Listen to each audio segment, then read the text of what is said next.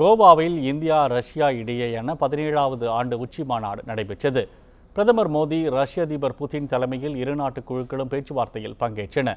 இதில் பாதுகாப்புத்துறை ஒத்துழைப்பு மற்றும் தீவிரவாத எதிர்ப்பு தொடர்பாக ஆலோசிக்கப்பட்டதாக தகவல்கள் தெரிவிக்கின்றன. இந்த பேச்சுவார்த்தையை தொடர்ந்து இந்தியா ரஷ்யா இடையே முக்கிய ஒப்பந்தங்கள் கையெழுத்தாகின.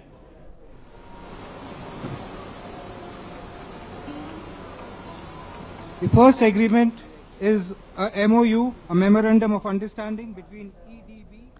இதில் ரஷ்யாவிடமிருந்து S-400 ட்ரைம்ப் ரக நவீன ஏவுகணைகளை வாங்குவதற்கான ஒப்பந்தம் மிகவும் முக்கியத்துவம் வாய்ந்ததாக கருதப்படுகிறது. பாதுகாப்புத்துறை தவிர எரிசக்தி, ரயில்வே, உள்கட்டமைப்பு, கல்வி, அறிவியல் ஆகிய துறைகளிலும் ஒப்பந்தங்கள் கையெழுத்தாகியுள்ளன. இதைத் தொடர்ந்து இரு தலைவர்களும் கூட்டாக செய்தியாளர்கள் மத்தியில் உரையாற்றினர். அப்போது புதினை ரஷ்ய மொழியில் வரவேற்ற பிரதமர் மோடி, இந்தியா ரஷ்யா இடையிலான நட்புறவு நாளுக்கு நாள் வளர்ந்து கொண்டு வருவதாக குறிப்பிட்டார். இரு நாடுகளிடையே இராணுவ ரீதியிலான உறவுகள் மேம்பட்டு வருவதாக கூறிய மோடி, ரஷ்யாவின் காமோவ் ஹெலிகாப்டர்கள் வாங்க இந்தியா செய்து கொண்டுள்ள ஒப்பந்தம் சிறப்பு வாய்ந்தது என்றார். கோவாவில் இரு தலைவர்களுக்கும் பேச்சுவார்த்தை நடத்தியதை தொடர்ந்து வீடியோ கான்பரன்சிங் முறையில் கூடங்குளத்தில் 3 மற்றும் 4வது அணு உலைகளுக்கான கட்டுமான பணிகளை தொடங்கி வைத்தனர்.